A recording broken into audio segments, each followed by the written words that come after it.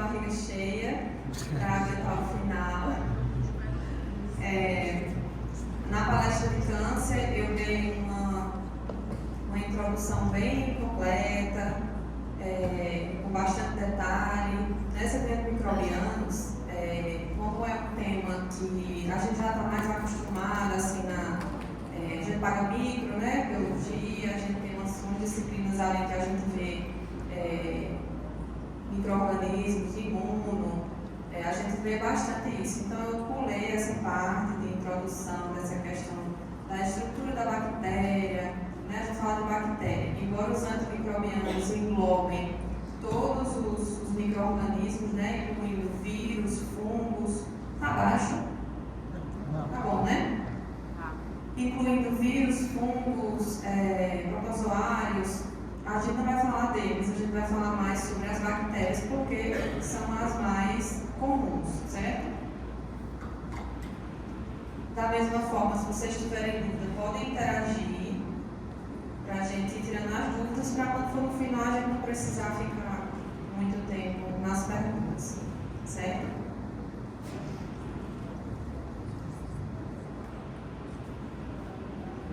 Quando acabou, não está indo.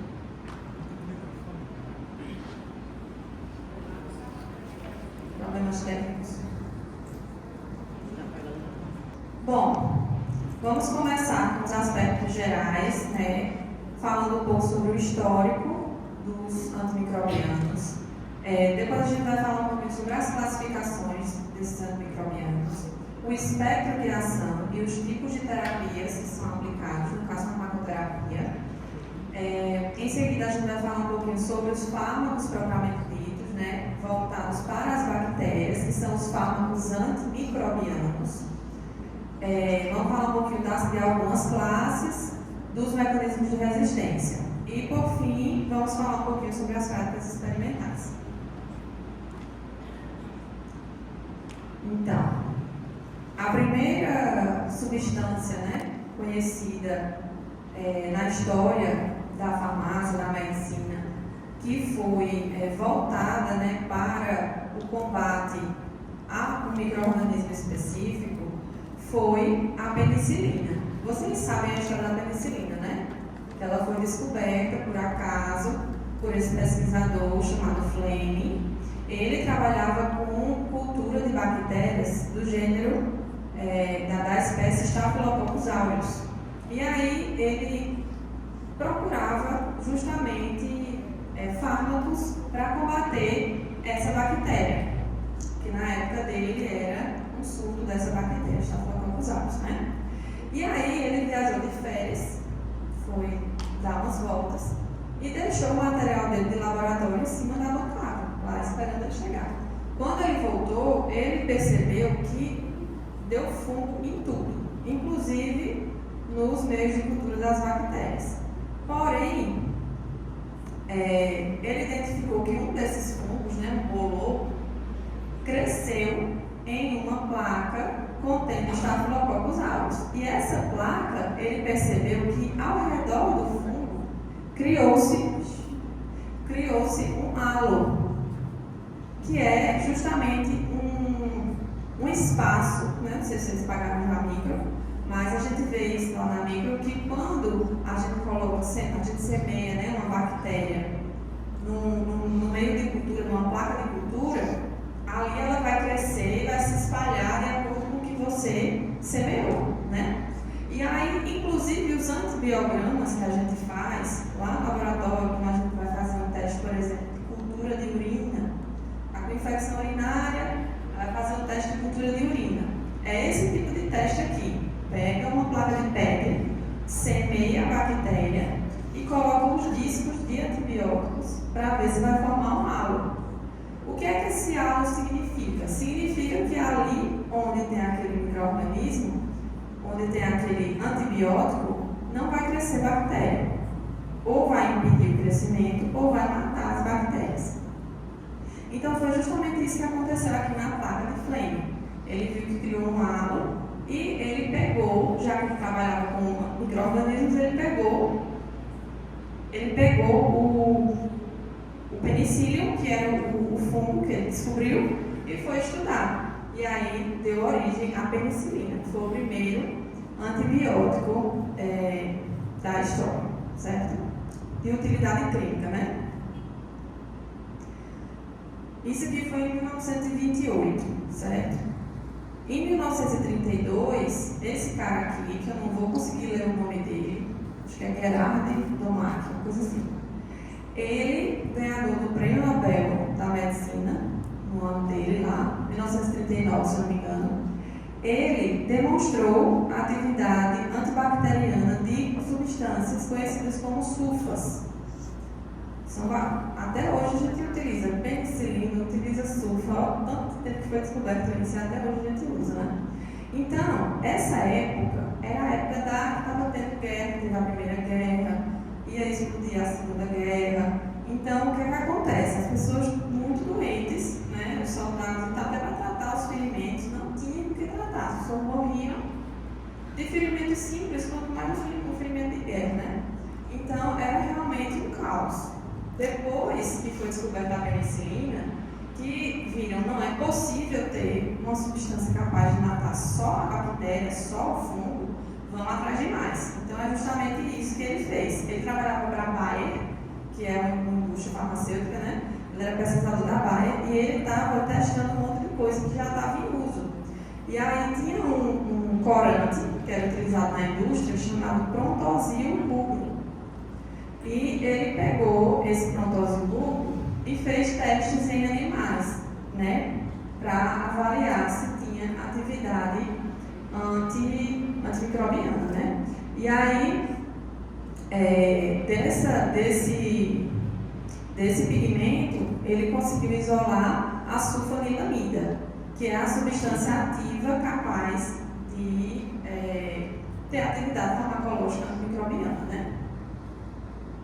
E aí, a partir dessa sulfanilamida, que é a substância ativa do corante, foi possível realizar a síntese de vários derivados sulfamídicos, que são utilizados até hoje, né? São as famosas sulfas. Então, a gente tem aqui, em 1928, Fleming descobre a penicilina.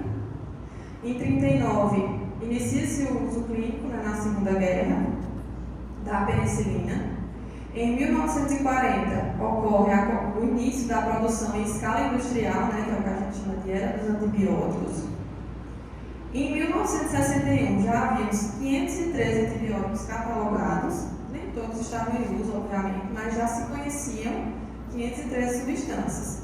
E hoje, atualmente, existem cerca de 8.000 substâncias catalogadas como antimicrobianos. Certo? Então é muita coisa para uma doença ou várias doenças, né, que são as infecções, e a gente ainda tem muito problema com elas, né? Eu tinha falado com vocês sobre a questão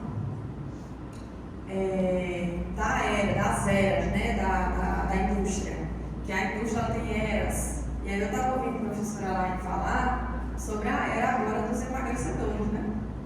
Então a gente já teve a era de ouro dos antibióticos, né? Foi quando foi ali, começou a produzir os antibióticos, a população começou a utilizar, viu que fazia efeito e foi aquele uso, né, indiscriminado, né? E a gente não conhecia ainda os malefícios desse uso indiscriminado, que era justamente o que a Elaine estava falando, sobre não conhecer os malefícios do uso indiscriminado, por exemplo, dos emagrecedores. Então, não jogando praga no pessoal que está usando, mas pode ser que nem os antibióticos, né? Os antibióticos a gente teve aqui, ó, como mostra essa tabela, uma redução gigantesca da letalidade de algumas doenças com os antibióticos, que foi assim um marco na nossa evolução mesmo. Tanto é que hoje o planeta tem esse tanto de gente, creio eu, muito por conta disso aqui, que a gente não morria mais com qualquer coisa, né? Então, ó, doenças como endocardite, meningite, febre tifoide, doenças que a endocardite e a meningite, por exemplo, tinha uma porcentagem de letalidade de 100%, passou a ter né, menos de 10% depois da descoberta dos antibióticos. Então, foi, né, a nossa revolução.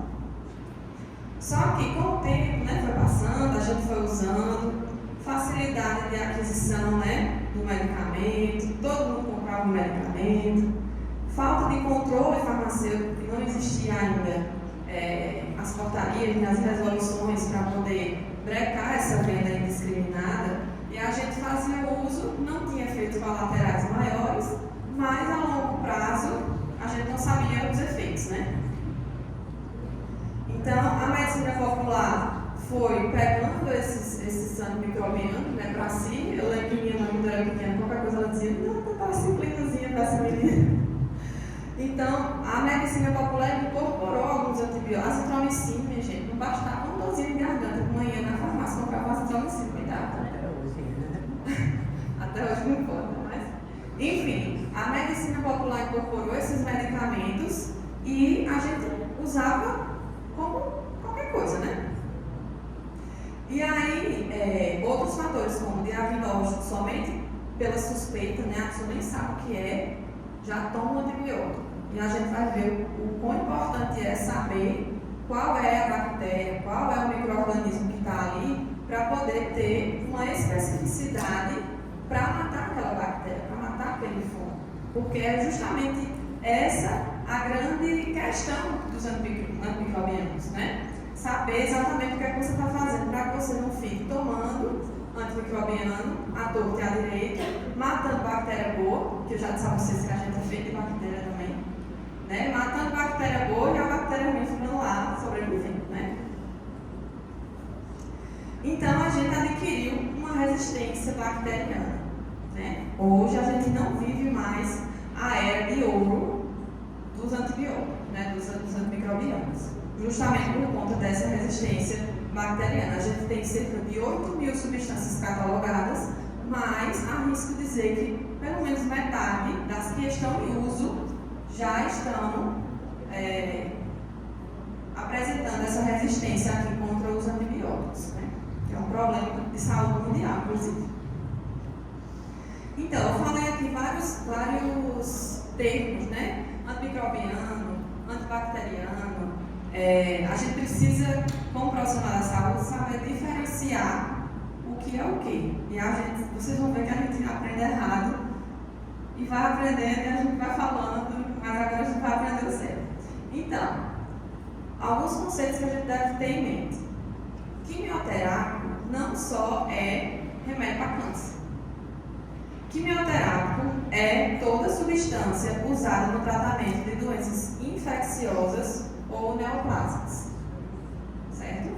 Então, se é um fármaco, é um composto químico e ele mata um micro-organismo, ele destrói uma infecção, ele é um quimioterápico, certo?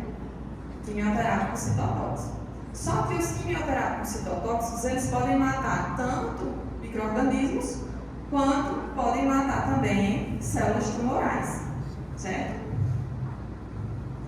Já os antibióticos, que a gente tanto fala, né? Os antibióticos, esse nome é atribuído apenas às substâncias químicas produzidas por micro-organismos que são capazes de inibir o crescimento ou destruir bactérias em outros organismos.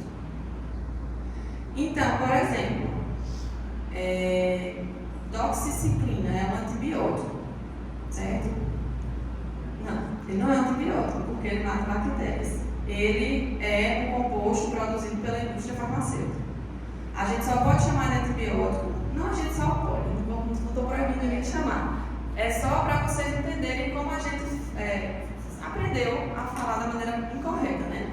A gente tem que chamar antibiótico apenas as substâncias que são produzidas por outros micro-organismos. Porque, como eu disse a vocês na outra palestra, não sei se todo mundo estava aqui, mas alguns micro-organismos produzem substâncias tóxicas. E aí a gente pega deles para poder matar outras substâncias, certo? Então a gente chama isso de produto natural, que é os próprios antibióticos, certo? E como é que eu chamo Os antibióticos que eu estou acostumada a estar todos no mesmo balão, né, independente de ser sintético, de ser natural, eu chamo como? A gente chama de antimicrobiano, certo? Então, o antimicrobiano é qualquer substância natural ou sintética que atua sobre micro-organismos, inibindo seu crescimento ou causando a sua destruição. Então, esse aqui é o termo mais correto para a gente utilizar. Antibiótico é apenas para substâncias de origem natural. A gente vai ver aqui, vai entender direitinho como é que é feita essa extração, certo? E aí, dentro dos antimicrobianos, a gente tem os antibacterianos que matam bactérias, a gente tem os antifúngicos que matam fungos, os antivirais que matam vírus ou destroem os vírus, né? E os antiparasitários. Hoje a gente vai falar apenas dos antibacterianos, porque devido ao tempo, né, é impossível falar de todos. Então a gente vai focar um pouquinho mais nos antibacterianos, que inclusive é um mundo de coisas, mas eu tentei colocar aqui os representantes mais comuns. Alguma dúvida?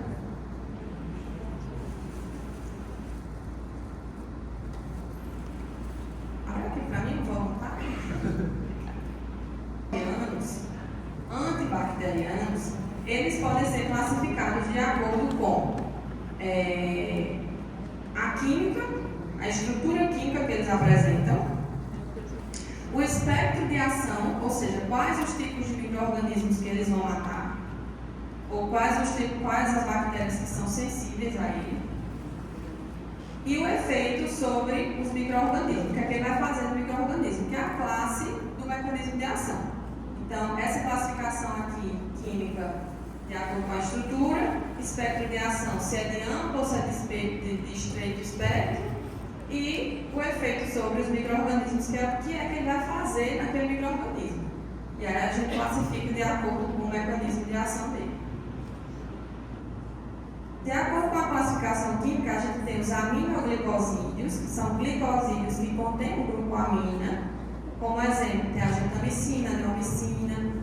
A gente tem os macrolídeos, que são glicosídeos enormes em comparação com as outras estruturas, então são várias cadeias de açúcares, né? Tem os polipeptídeos, as glicoproteínas ou glicopeptídeos e os poliêdricos. Isso aqui de acordo com a estrutura química, certo? De acordo com o espectro de ação, a gente tem os bacteriostáticos e os bactericidas. Então, os bacteriostáticos, eles são aqueles que inibem o crescimento da bactéria sem causar a morte das que já estão vivas. Ele só para o crescimento.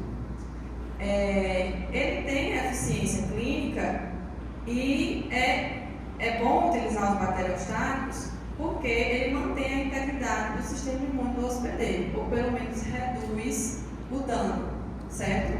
Por quê? Eu não vou matar as bactérias boas, por exemplo, do meu intestino, que é uma coisa que acontece quando a gente faz uso de antibióticos bactericidas, né? Que dá uma desorganização ali em todas as nossas microbiotas. Então, os bacteriostáticos são bastante interessantes. E o restante das células que ficam, o nosso sistema imunológico consegue dar conta. Por quê? A gente está o tempo todo se contaminando. O tempo todo. Se você hoje botou a mão na boca, você se contaminou. E o seu sistema imunológico, ele está o tempo todo trabalhando para eliminar esses patógenos, né? Inclusive os nossos próprios patógenos.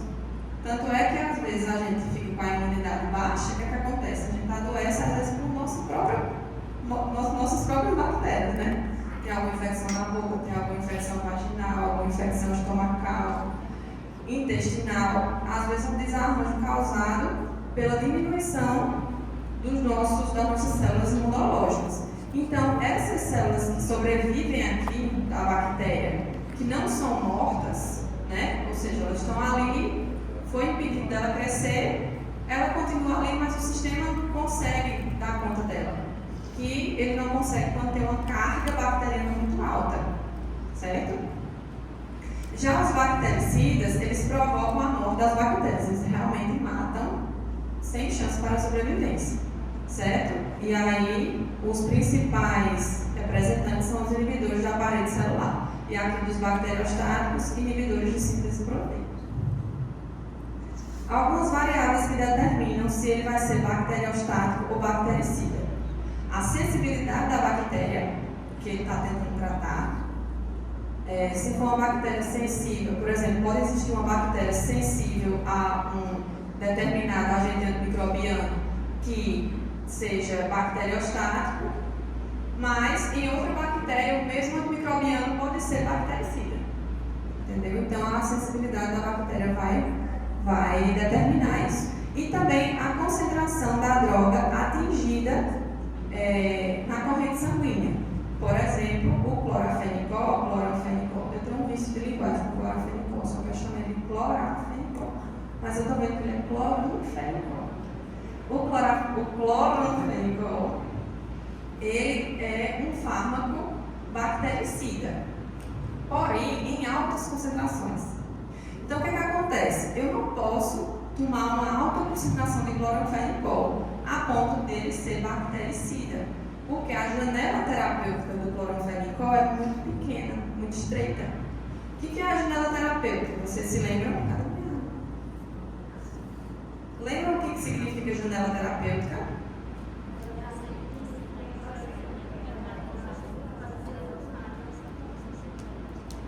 Mais rápido um pouquinho. Sim, é. Isso. Exato.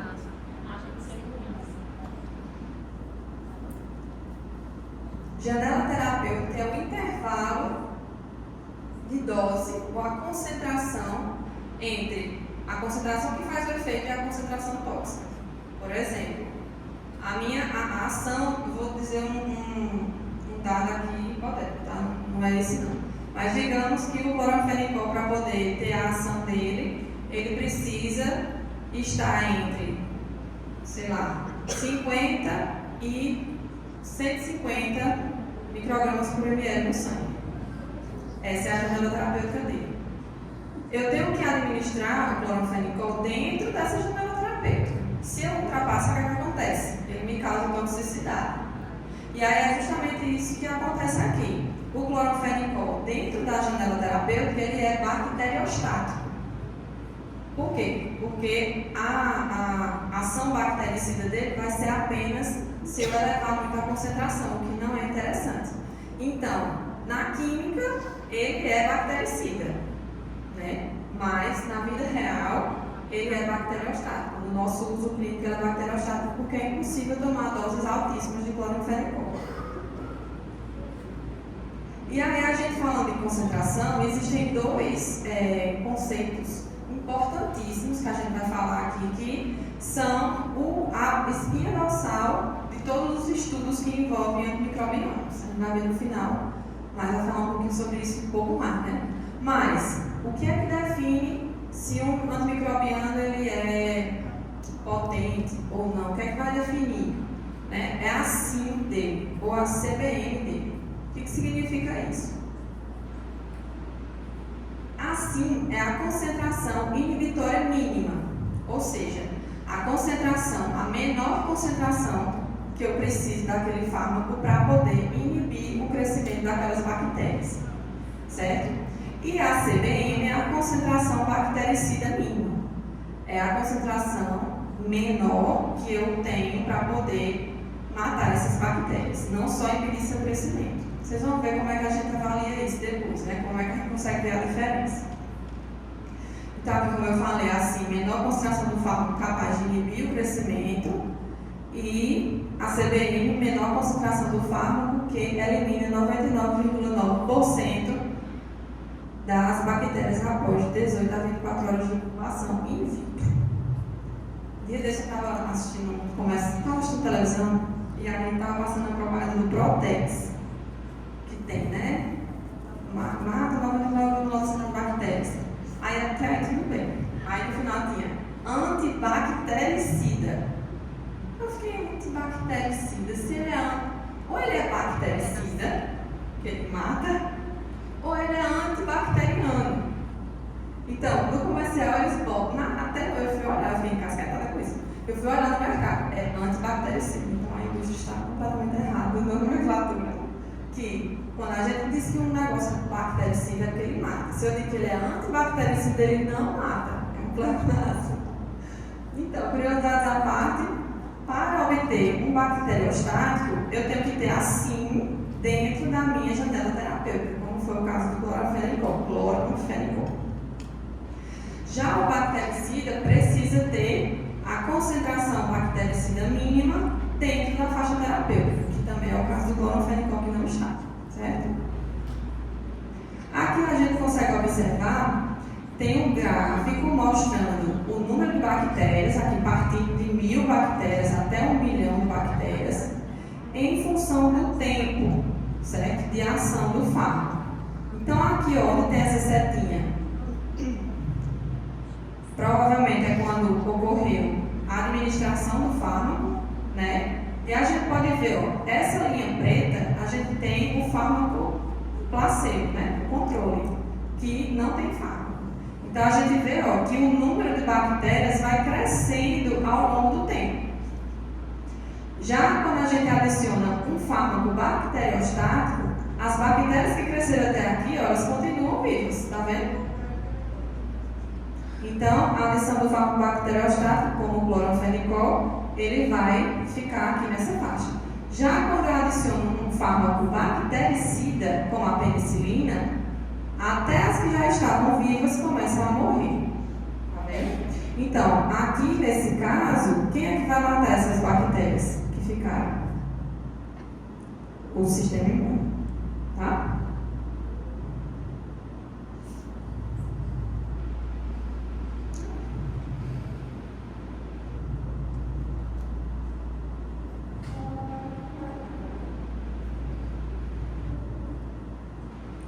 Brincadeira comigo, sabe?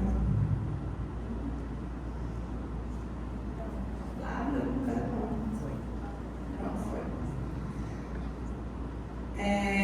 sobre aquela questão das bactérias que ficam, né? Que o sistema imunológico remanescente fica. Aquilo dali é controlável se a gente toma a dose correta, certo? Agora imagine que você está fazendo um tratamento de 7 dias, certo? Vou até voltar, mostrar. Você está fazendo um tratamento de 7 dias e você está fazendo um tratamento com bacteriostático, ou seja, você está ali inibindo o crescimento daquelas bactérias que estão ali. Seu sistema imunológico está dando conta, certo? Aí você, quando chega no final do tratamento, você diz assim, já estou boa, vou tomar mais não. Aí aquelas bactérias que ficaram, que o seu sistema imunológico estava dando conta bem certinho, o que é que acontece?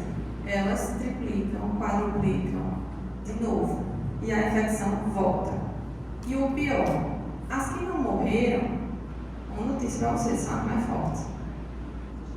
As remanescentes são as mais fortes. Então, se eu tenho 1 bilhão de bactérias e eu jogo um fármaco ali, certo? No caso dos bactericidas, se morrem 90%, é porque foram as 90% mais sensíveis. As que ficaram são as mais fortes, né? Então, a gente tem 2 problemas.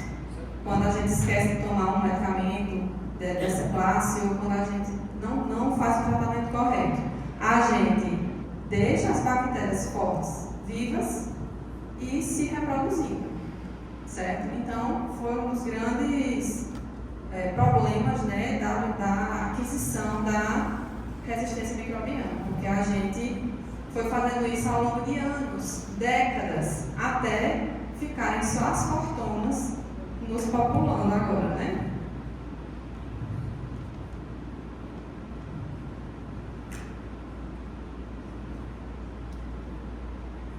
Então, sobre o espectro, né? A gente tem aqui uma figura não muito bonita, mas eu achei que vai mais conseguir trazer para ilustrar isso. A gente tem as bactérias, os antimicrobianos de amplo espectro, que, como eu disse a vocês, vai matar diversos tipos de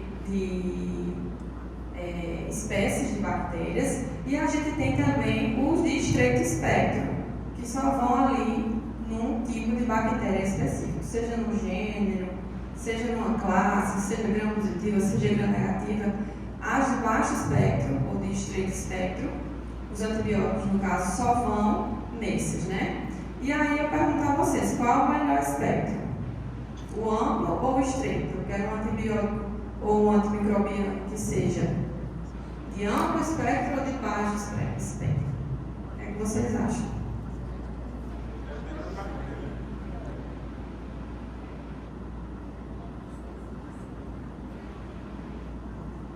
Depende de quem? Da bactéria? Por quê? Não, o que eu estou perguntando é melhor ter um antibiótico que mate 10 tipos, por exemplo, ou ter um antibiótico que mate um tipo específico?